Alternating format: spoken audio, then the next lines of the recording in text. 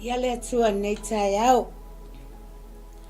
Whaatalofa atu, le paia ma le maave se isi o le tatou ainga. Ainga o le atua i le nei tai au. Whaatalofa atu, ie olo mai mua mai, a mata mai, i lunga o le nei upenga ta whailangi. Ua utoi sau whai atu ai, e awale upua le atua i le nei tai au. Ia, ua alo to atasi ale sale o lo matua. Tadu ai ona o le episi a si o matou ainga. Po le sunga le whaafenga inga ona o tua noa o ngā luenga. Ai whaatalo whātu o la fwoi e mai mua mai lunga o penga ta whailangi. Ia, whaatalo whātu fwoi le sunga le whaatonu o matou whailo ai. Ia vi ia lava le atua. E mai se le whalitua ma le nofo a alo. Whaafetai le loto o na oli. Awa noa watu ina mai fwoi o matou tangata. Matou te whaasoa atu aile le lei o le atua. O le lei le o le atua o tatou le lei ai. Ma tatou mawhai ai o na whaa.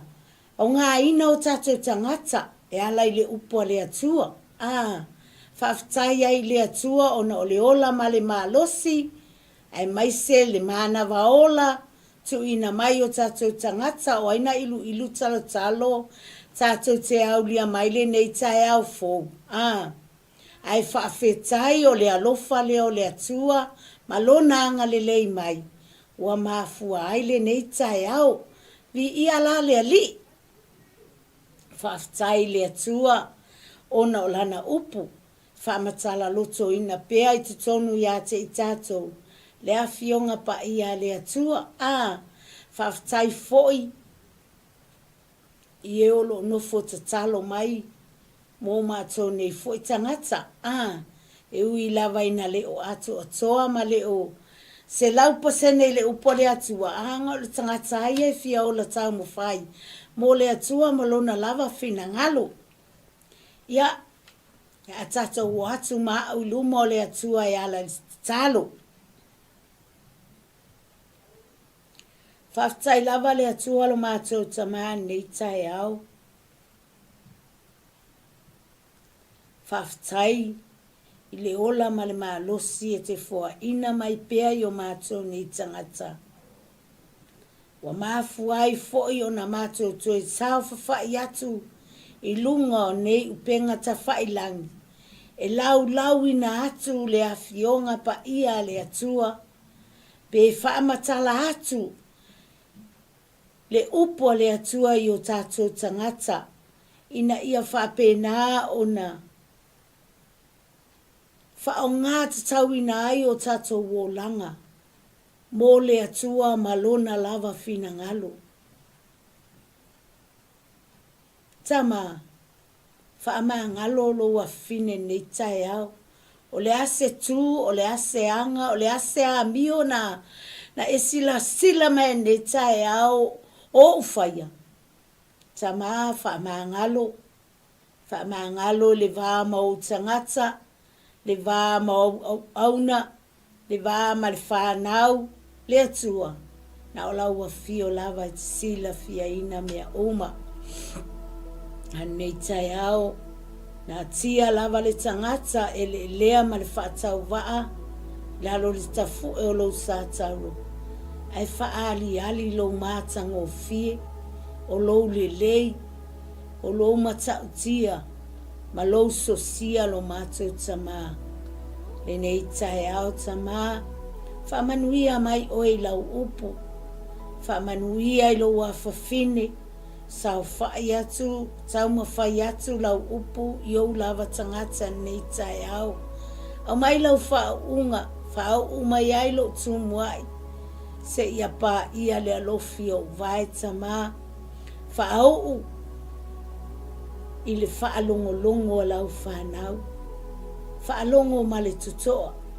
Whaalongo ma le poto. Tatala le lato whaalongo. Le atua whaalongo whaaleanganga. Ina ia pu e se mea o ngā. e atia e ai le ola whaaleanganga o le tangata ia te oi. Le atua whaamanuia le whaalongolongo lau whanau nei tae au, whaamanuia mai fo ilo ua whawhine e ala i lau upu ona o Yesu. Amen. Praise God. Ia tama.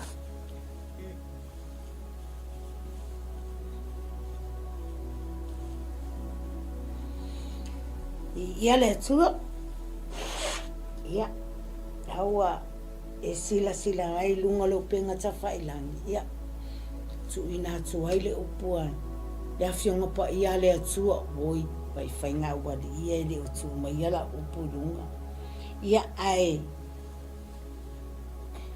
Mai le luana Timoteo alona mata upu mua se ia whaangata i le se fulu ma le tolu. Lua Timoteo mta upu mua fai upu mua se ia whaangata i le se fulu ma le tolu.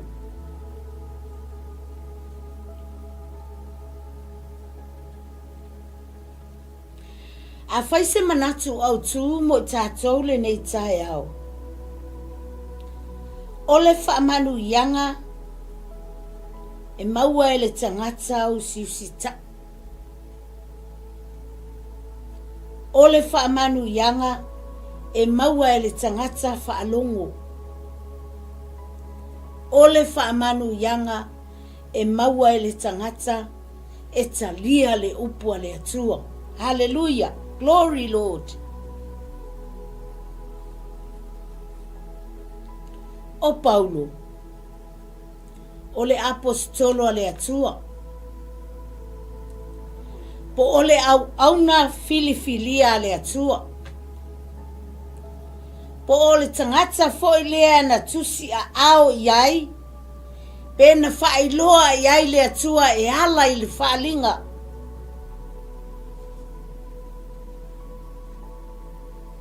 A o iai Paulo i tutono le kalesia i yutai.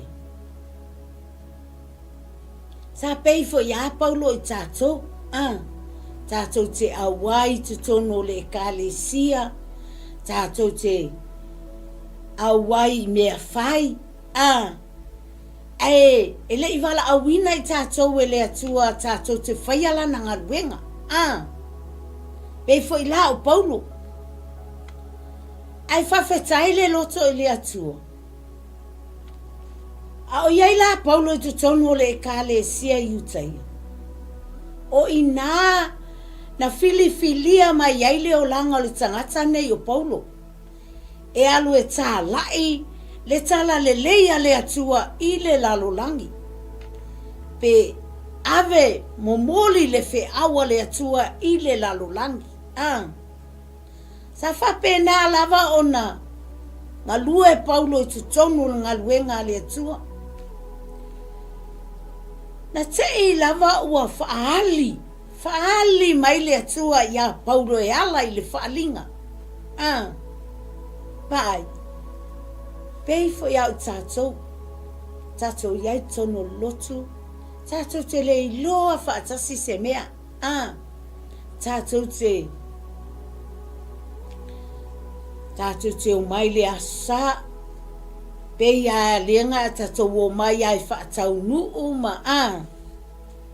A se upu ai lo tātou wola ina po lo tātou nau i le awhionga le atua lae au mai pe sau noa mai ai le susunga al whaafenga ina. Pe ia e whaatalinga tuli ai o tātou tangata. Whapena foi la Paulo i tutonu o le kalesia le asa iai Paulo. Ai le filifilia Paulo. Taimina o saua Paulo i tutonu o e kalesia.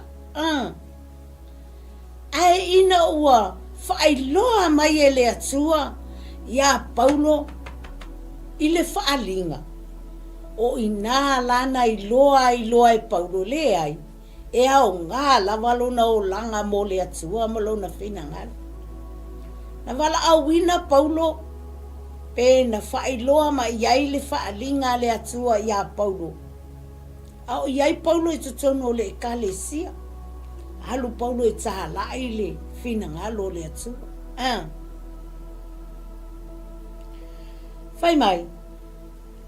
O tā leni ma mea alofa na tui na mai e le atua. Pena tufa ina mai e le atua. I lea tangata ma lea tangata. I totonu o e kalesia lea e whea lua i ai Paulo. E le ai se mea e le o whaalia mai e le atua ia Paulo. O Paulo whaali mai ai e le atua mea malava e winga ia mionga tangata o lato mea e whai. I tutonu o lea e kalesia ma lea e kalesia. E whapena fo i lale tamaititi leo Timoteo. Whapena fo i Timoteo.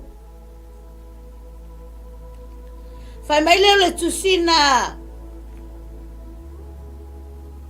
a Roma alona whai upu mua alona whai upu iwa. Wai peia o Timoteo le atali i whaaleanganga leo Paulo. Na tusi mai Paulo i lona atali i lea whaaleanganga. E whaamalo si au iai. E whaala e au iai le tamaititi lea. Ina ia aua ne ia lu ese ma lea lofa tu noa. O le atua. Maana whaamanu yanga i lona o langa.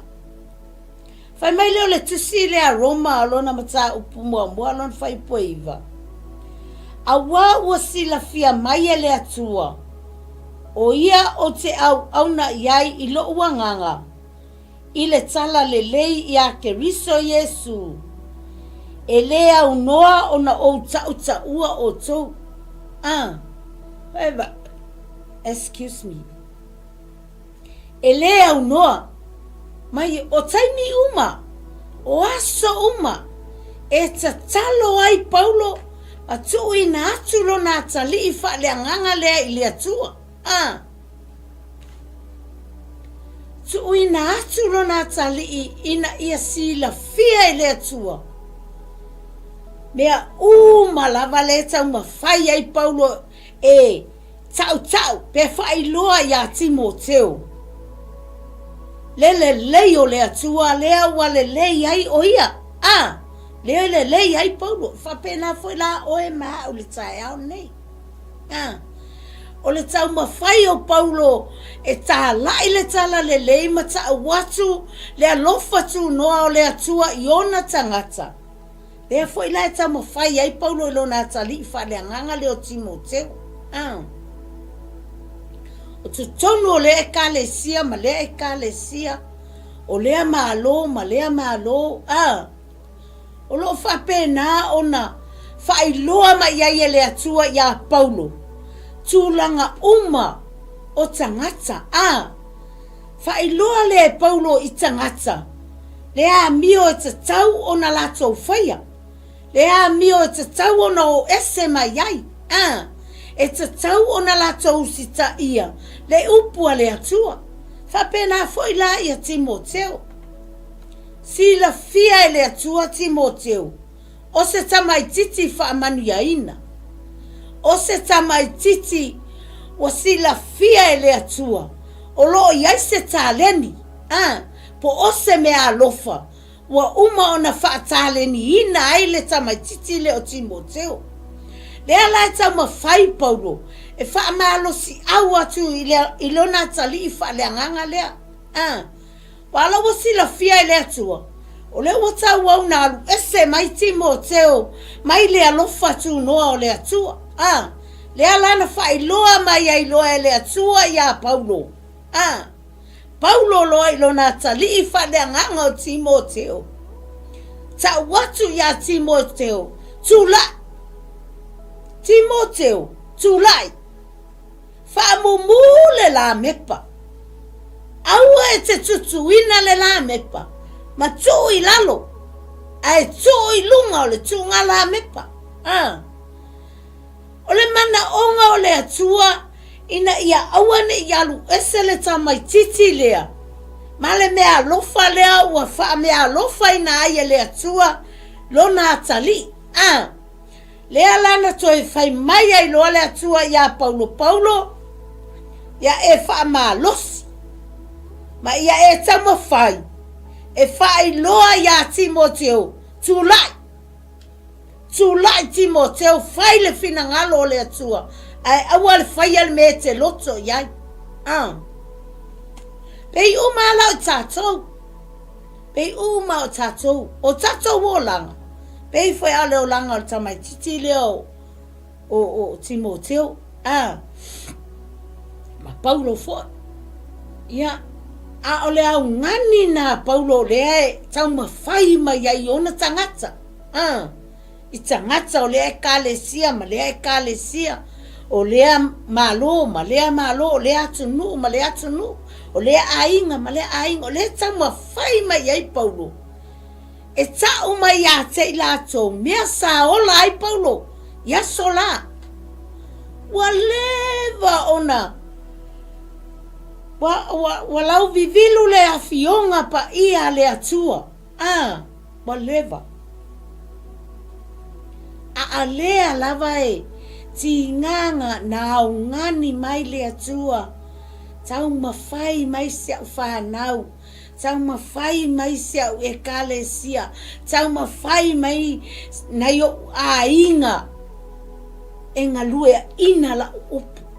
O te le manao. O te le manao. I se tasi e whano lona o langa. O te manao i a vea o tou o lau whanau. E ofa tai lalo ona apa au. O le ale winga o lea upu. E whaama whana i lalo a ao le atua. Ofa tai. Pei o le moa. Pei o le moa na ofa tai lalo.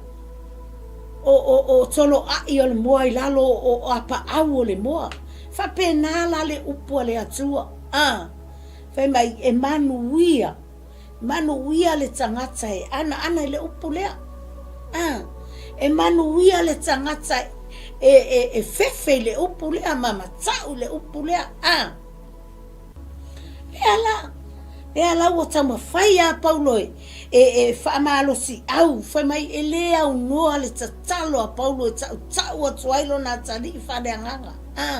Ma tangata malavo e kalesia le whealuai ai Paulo. Whapena fo i la tātou. Le tātou te whewai tau atu i le atua o lea tangata ma lea tangata. O lea malo ma lea malo. O lea atunu ma lea atunu. O lea ainga ma lea ma ia whanau. Le tātou te whata i luma o le atua. Le tātou te ave i luma o le atua. Pe tātou te le iloa lava. A lea tala e au whaatasi uma i luma o le atua o na tangata. Tangata e alo lofa whaamaoni le atua. Le tātou te tuu watu ia tātou whaatonga. Ma tātou te talo i le aso ma le aso. Pei foi lá o Paulo. Ole tamo fai ale o Paulo ina ia. I loa le leie tangata le fina ngalo alofa o le atua. Ia i tātou malava. Lea lai fai mai e la i o Paulo. A wai le i foa ina mai. E fai mai Paulo ia Timoteo. E le i foa ina mai e le atua. Ia te i tātou le anganga i matau ai. E le o se anganga i matau ai. E le fefe ai. E le fefe ai le tangata o le atua e tau le mea moni. Tau le mea sao. Tau le mea lai ola ai le si tangata. Fai loa i ai le upo le atua. Le lai fai mai le atua. Paulo. Ai a Timoteo, o te leifoa ina atu ia te ia le anganga, e matau ai, a o le anganga e alofa ai, alofa whapewhea, alofa i le atua, alofa i on tangata, alofa i so se tasi, le alofa na e te whaamalosi ai, te tau ai e sui lo wolanga. E te tala noa ai le leo le atua ia te oe. Dea, e nera whai mai ia Paulo ia Timoteo. O le alofa e te mawhau tonu ai. Mawhau ai whapewhea. Mawhau ai mea lelei. Mea lelei e atia e ai lo wolanga whale nganga mo le atua. E atia e ai lo tangata. E atia e ai le ekalesia le atua. Ioi. Mawhau I mea lelei. E te whaasoa atu ai. E te talanoa atu ai. E te tufa atu ai. I tangata po o le whanaua le atua. Te whaasoa se mea lelei na whaia le atua I lowo o langa. Aua te whaasoa se mea vai ai le si o uso a tangata. Aua te whaia se tala e te iloa solo muli ai le anganga mai tu tonu o le Faaolataga le atua. Whai se tala e te iloa e whaamalosi au. Matu mau ai le anganga mo le atua malona fina ngalo. E te iloa ngo fie lava le whainga o le whai upu. E sau ai le negatives. E te iloa ngo fie ale au mainga o le tala. E sau ai wa e lai te whaavai le tangata. La wa e tama whai e wha solo muli e se maile na tangata mai tutono le kalesia. Ai whai se tala ina ia iloa ai le tangata. Vi ia le ali. Vi ia le ali. Whaafetai le tua ilana upu. O lo whaamalosi au mai lo loto. O lo whaapena o na nau e a maile upu le atua e whawhanga ai le nganga. E whawhanga ai lo tangata. Ina ia e ma losi ma e ma wa. Ile a fionga pa ia le atua. O wa tele tangata. Tele tangata wa tele whaalongo I le upu. Ai ale nganga le solomuli. Solomuli ngo fie o le tangata. E tau mai ai na. E le I mau waa Yesu I te tonu ia te ia. E ala na whealualua I le tangata I lea e kalesia ma lea e kalesia ma lea e kalesia. E le I mau waa Yesu I lona loto. E le I loa le Yesu I lona olanga. E le I mau sali Yesu I te tonu ia te ia. Mea nei ala ina whealua e whaalongo lo I sia tama I tala e vai ai. Anu e se loa. Ai sea mea e vai ai vai ngofia ai le tangata I le fina ngalo alofa o le atua. E le I malama. E le I loa whaavasenga. Lona tangata I tutonu o le Faaolataga. Wai loa whai tau tuspa ia. Wai loa upu o le afionga le atua. E le I malama lava lona tangata. O loo iai lava le ali o le lalo langi. E tauma whai e whaasese ia te ia. E tauma whai ave ese le mea moni mai lona tangata. Mai lona mawhau. Mea nei ala I ona whealualua I le isi tangata. Ulu atu I le falsa. Ulu ane I le falsa. Ona. E le whawhanga ina o le olanga I le upu a le atua. E le loa le fina ngalo o le atua I te tonu ia te ia. E mo I laua whaolaina, laua ia Yesu. Ala e a mio laulangi. Lai whai ale tu ina na wia. Lai whai ale whaalia lia vale. Fai lava le manao atu I manao ane I. Ale lava tupe fai ai mei tutono le kalesia. Oso le ai kalesia. Leanga o ia le ai ni mea fai. Ai vai. E le whapena le atua. o le atua. E alofa le atua ilana whanau. E alofa le atua i ona tangata. Ai mana o mia e le atua. Ia ola le upu lea i te tonu o lana whanau. I te tonu o tatou tangata tai to atas. Ola i le upu lea. Waila i te leto e malue lue. E te leto e alu ese ai. Se ivanga nale tangata lana te le o malama le upu lea. E le italia ina ke riso e vea maa lima whaola ilo na olanga. E le o iloa fo i le winga o le Faaolataga le tātou te. Le tātou te tau te tala atu ai ma tātou whaasoa atu ai. E le i malama. E le o le lotu. E le o le lotu lai mana o ai Yesu. Ne i te iwa e se lau lotu. O lo mana o Yesu ya te oe ma pe whape i o tā loto i le atua. O lo loto. O lo sa ili mai le atua i lo loto. A e leo le loto. E leo sa ili le atua i se loto. E leo sa ili le atua o i e tele ai ia. Le tele ala to tupe. Ne ai.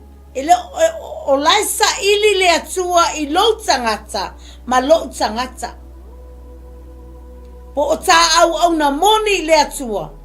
Po o tā au ngai a moni. Po o tangata.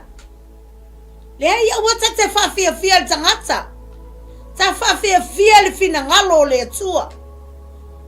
Le angai le ise me lilo sila whangati a le atua.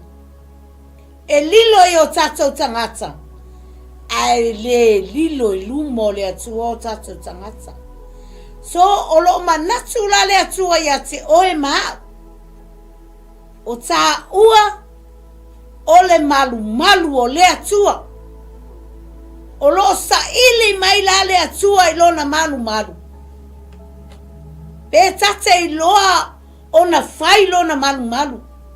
Pe tate i loa o na tapena le leile malu o le atua. Fa no fo tupu ai le atua i lo malu. I lo fale. Ei fo i la o le atua ia Paulo ia Timoteo. Le tau ma fai Paulo. Fa malama ia Timoteo. Le winga male a ano moni o le ta leni le na fo ina mai le atua ia Timoteo. E fa susulu. Le anga ele mana o ia. Le atua i se tale ni ai ave tata mai ole. Le ai. Ile na klapla. Le ai.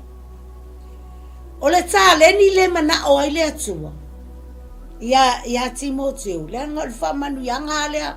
Mai tu tonu o le a inga lava lea o Timoteo. A mata mai lava le whamanu yanga lea i le tina.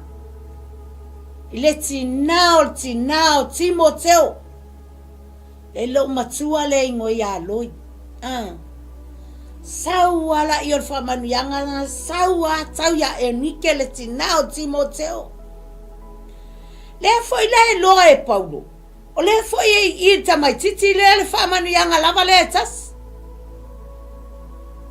Le tama fai Paulo e ta watu ia Timoteo fasu sulu la mepa. Famu mule me alofa. Ele te whamanu ia le atua ia Timoteo. Le angai a mata mai tono le ainga. A le leito tono le ainga. I great grandparents and parents sawa ya se yo ai whanau. Whapena la wana maua le whamanu yanga. Ele mana o le atua ia Paulo fai loa le lei, whaamalama le lei ia Timoteo. Le mea alofa lena tu ina mai le atua ia tei. Le ala e tau whaasusulu atu e Paulo ia Timoteo. Le winga moni male a ano moni o feta lainga le atua ia te ia. tutu la mepa matu ilu. Awal tutu ina matu ilalu. Nenga ole ala vai e tatalo a Paulo mo tangata uma elena o Timoteo tangata uma lava le asi ai Paulo ma luatu ile e kalesia ma le malo ma le atunu ela e tatalo al tamane o le apostolo ne o Paulo fai mai lea o Paulo ya Saulo la ia ile le tusina a Tesalonia lo mta po lima lon fai pa suruiva fai mai ia o tou fa fetai I mea malava awa o le fina ngalo lea o le atua ia te o tou ia ke riso Yesu o le fina ngalo lea o le atua tau ona tatou whawhetai a mea malava whawhetai le ola whawhetai le manava ola leo tatou manava ina fo ile nei tai au whawhetai le malosi whawhetai lana whamalolonga whawhetai lana lavea inga o lana puipuinga whawhetai I mea o mea ai o lava o vai inu o tupe o fale o mea ai o lo tatou mawaina I le aso ma le tatou whawhetai ai le atua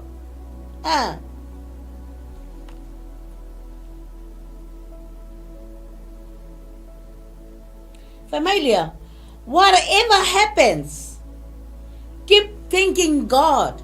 Pai, ma fau I le atua. Ma fau I le atua. I mea le leina te au mai a mo I tātou. Because of Jesus Christ. Ona o Yesu Keriso. O le alo le atua soifua. O Yesu. Eva ai le taulanga e tasi ai a whena sau ni ai le atua.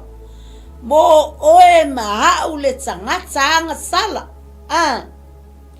This is what God wants to do. E mana o le atua tātou te whaia. Awa tau te tineia le nganga o le atua. Awa tau tau whai tineia le nganga o le atua. Faaolaola. Faamumu. Tu ilunga. Le nganga pa ia o le atua. Faea ilunga. Aba. Ele leila wa le atua ia. Glory Lord. Hallelujah Jesus. Don't turn away God's Spirit. Awa te tineia. Awa te tamo fai. E te ena. Le nganga pa ia o le atua. A fai wanga lue atu le nganga o le atua te tonu ya te oi. Faola. Famumu. Peifo ila o Timoteo. Le mea lofa le ya Timoteo. Fae e atu o lima. Fae. Ngale faaloa lo lima. Tango mai nganga pa ia. Faatu la ile mai lea.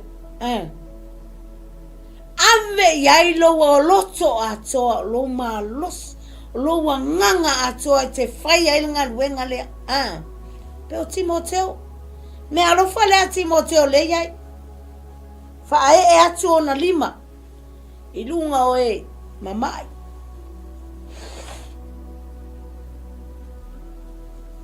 e pili mai ta waso oe mumutu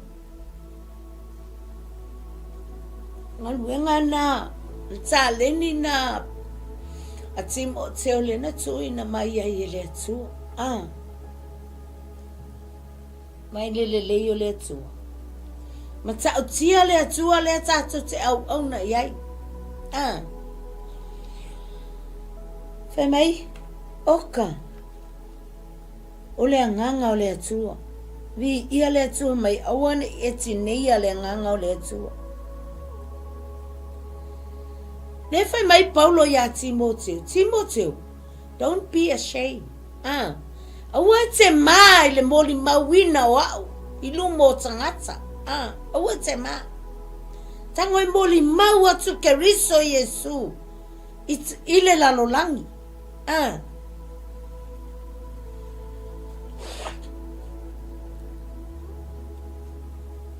Moli mau le ali o Yesu keriso.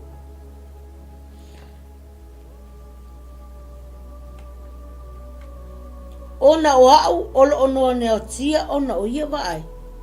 Wano ono o tia lava stama o Paulo.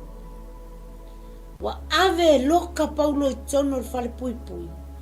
Ona o le leanga lava o tangata, ele o malama tangata ele lato o mea lai fai.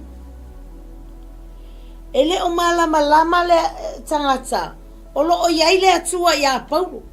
Ele iwala awina Paulo se tangata. Na wala au ele atua le olanga o Paulo. Le olanga matanga. Le olanga leanga. Le olanga saua o Paulo.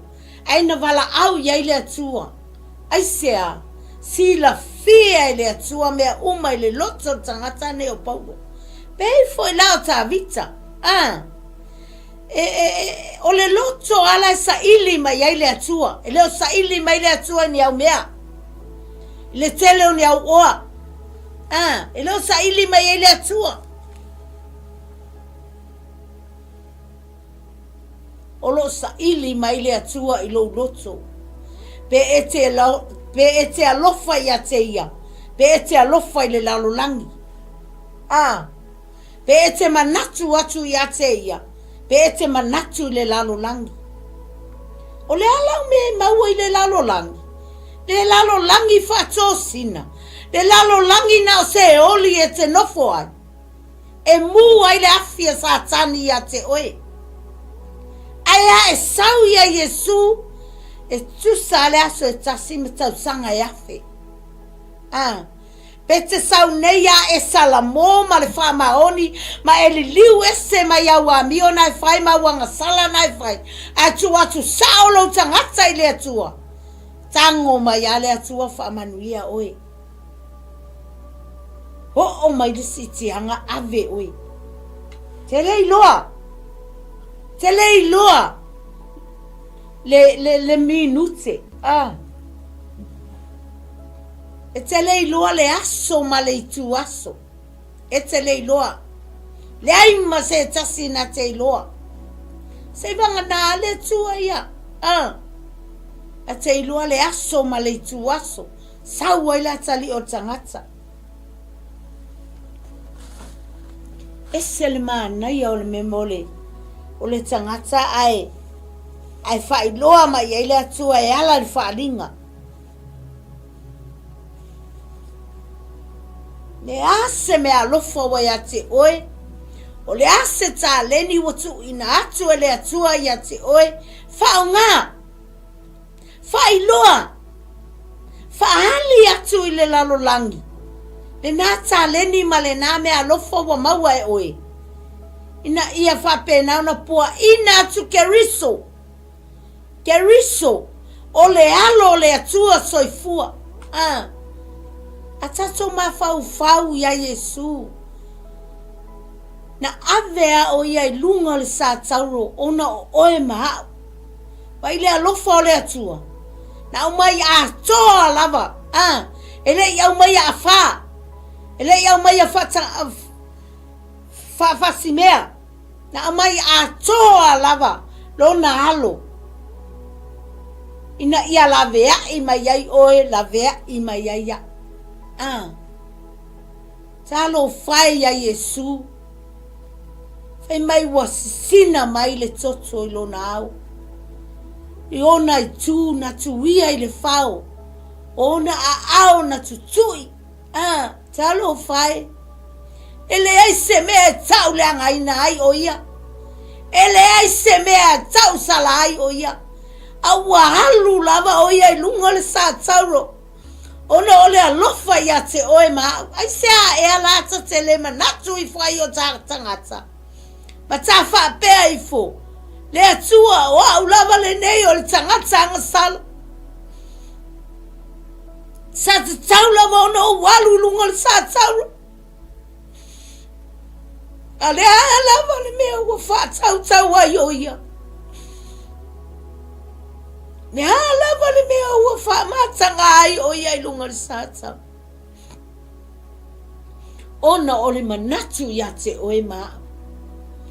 Ona o le alofa ia te oe maa. Ai se ala mea ta te le tu maua ia ke riso Yesu. Ai se ata te le whanofo tupu ai o ia I te tonu ia te tato. Le a inga ma le whanaua le atua whalongo longo mai.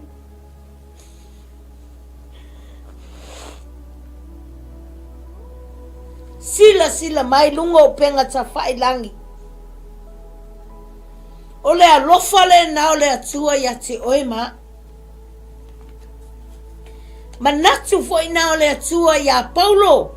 Paulo fa malo si au ilo watali fa le nganga o Timoteo.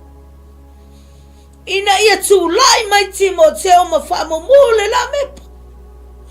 Fa susulu le la mepa. Fa iloa atu I tangata le matau tia o le atua le au na iai Paulo. Le matau tia ma le sili ese o ngaluenga le atua. Whailoa I lona tali. Whailoa I le atua ia Paulo ia Timoteo. Lona tali I whale anganga.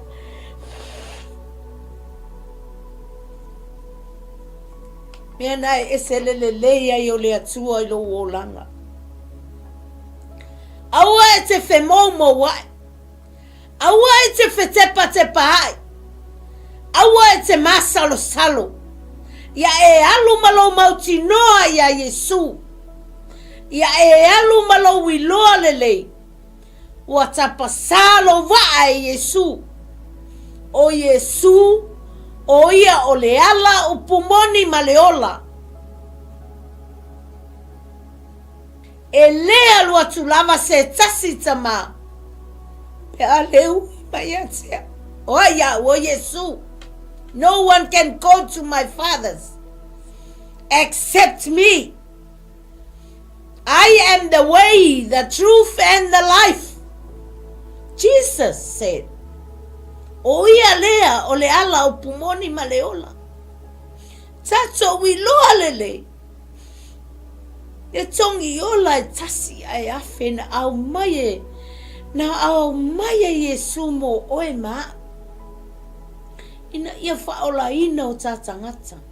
Le aise au ngāle nei lalolangi. Ai mai maua I o tato wola. Ia ave au ngalo wola e au na tuai mo ia. Whao ngāt taulo o langa mo Yesu. Pete le whainga luenga I le upo le atua. Oh, God knows that.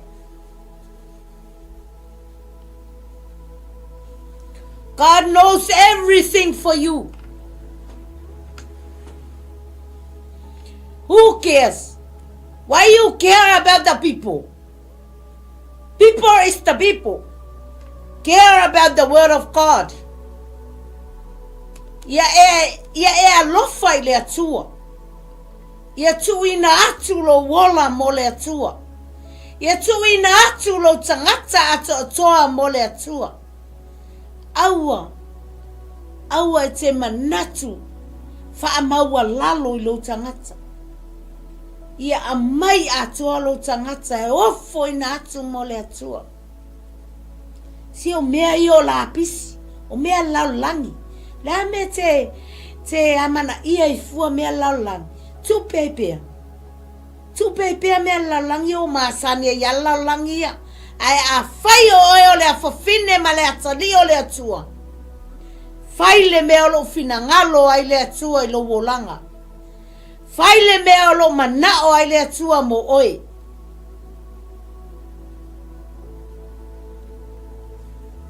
Bi ia le atua. Ele aise mea fai ngata I le atua. E fai ngata mea uma I le tangata. Pe a fai e le ai se atua I lona o langa. E ola ma salo. Pe alofa mai e le atua pe le ai. Eva ai o tau ia Paulo. Ta alo a Paulo ia tutono ole lotu ma. Alaya mana ia mai e le atua lona o langa. Lai sila mai e le atua I le o langa o Paulo. O se o langa whaonga ina. O se o langa e tu ina atu mo le atua. E wale tu ualo o langa I lau langi.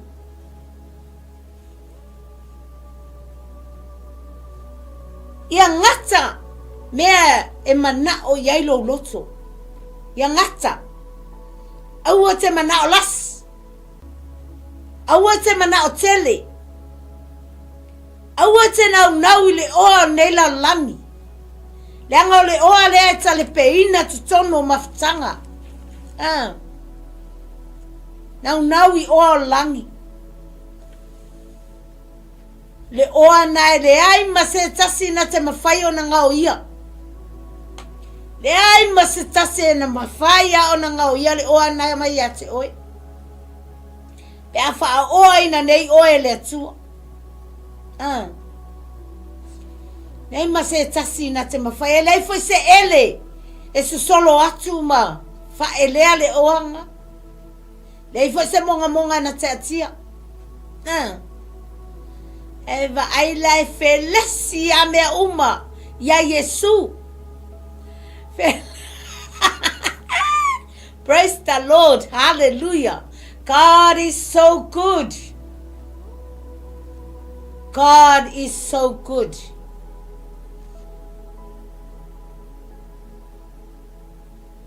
Vi ia le atua nei tai au.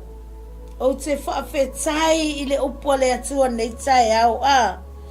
Le manino le au mainga e Paulo. O le atua ia Paulo I lona atali I whaleanganga o Timoteo. O le mea lofa ma le tāleni wa tuuina mai iai e le atua. Aua e te whaatala le iai. Aua e te whaapalapala iai. Tango iai malo loto atoa, lo wanganga atoa, lo malosi atoa. Tenga lua ina ai le tāleni le na. Pei foi o le matai le na sau tufa. Tāleni I le 5 lua ma le tasi. E whawhitaila lo loto I le 5 ma le lua. A o le tasi. Whai mai na alu na. Ia o le ala le mea na o iai. Na sei ese. Na ave ese le atua le tāleni na. Le anga laina na le tāleni. Ai le alo e ngā lua ina. Ai anga lua ina. Okai, koe whapopo mai ei le tāleni. Pei foi lao le 5 ma le lua. Le na onga lue. Maua mai le si whapoponga. Ai ale tasi. E mai sa alu moe manana. Moe manana. Ai le ei masenga lue ina. Foi mai le matai. Ya. Fai mai. Avese man tāleni na ma le alinga. Polta mai taina. Avese. Yang ai lai leo alu nga lue mai mau taimi. Mai mau taimi. Ai anga lue ina nei el tangata le upo le atua. Oka. Fai mai ea. Fai mai e whaatupula ia ina ai pea. Le anga ingai luma o le iloa le lei o le atua. Le hao mai o le atua ilona hia foi tangata.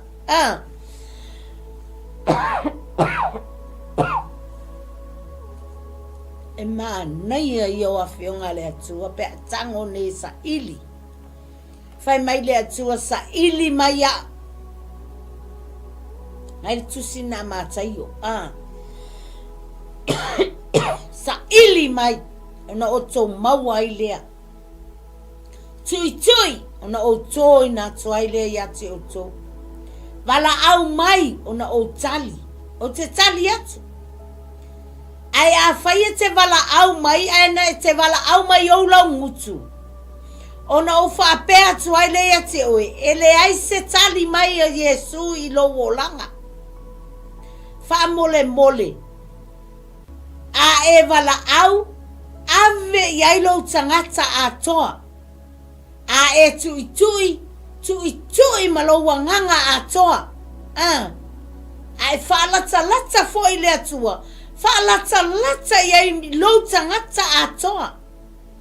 Lo malosi atoa. Lo mafau atoa. E leo lo whaalata e sen mela ta whao ma iai lo mafau. Ele mawhaiona e maua Yesu. Pea e whaalata na olo ngutu. Ai le aiso mafau. Le aiso wanganga. Le aiso loto. Tu a toa lo tangata e te wala awa i le atua. Ma e sa ili ai le atua. E te maua. E te maua le atua. E tali mai le atua i a te oi. E tali mai le atua. Okay. O lea au latu e tali lo mana onga. Wai vai. E se le manaya pe a. E loa le lei. Yesu i lo wolanga. Lea fai mai ia Paulo i a Timoteo. O te le i fōa i atu i ate. O ele anganga i te whewhe ai. Pe te matau ai. O le anganga i te whaamalosi ai.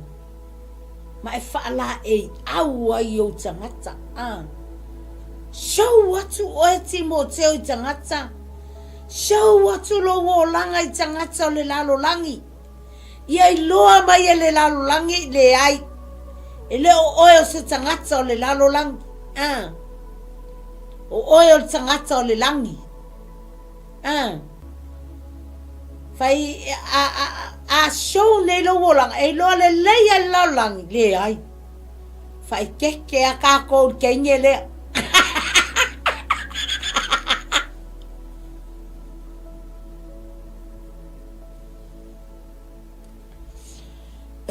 Fai tete a tātou. Fai stala le tene le pei a sa fino le atua. Amen. Amen, Lord. Yeah. O le tātou upuna mo le neitai au. E se le mānei o le upo le atua. A ola ne Yesu i tutonu ia te ere. Le ai se mea te mativa ai. E le ai se mea te popole ai. Pe atu vale ai lau tangata. Se tu oi bella langi ia. Ia, ai whawhetai le atua le nei tu lao le aso. Ona o le tātou mata upu. Whawhetai tele lava ta mai lau upu le nei tae au. O langona lava lo pa mai ma lo whaatasi mai lo a fine le atua. Wai una lau upu. Le umona o tala ina le atua. Ai whawhetai sa e whamanatu ma e whailua mai. Sa e whamatala loto mai au a fionga i te tonu i a te au. Le ua mawhai ei ona o tala noa ma o whaasoa. I lau whanau e ala i lau upu whauwina nei tae au. Whamanuia i o tangata. Ia i lau whamalolonga i a te i lato e ala i lau upu. O lau upu e malolo ai. O lau upu e ola ai. O lau upu foi. E whaamanu i a atu ai a te i lato le nei tae au. Ona o Yesu wa ala ai lau finangalo pa ia nei tu lao le aso. Amen.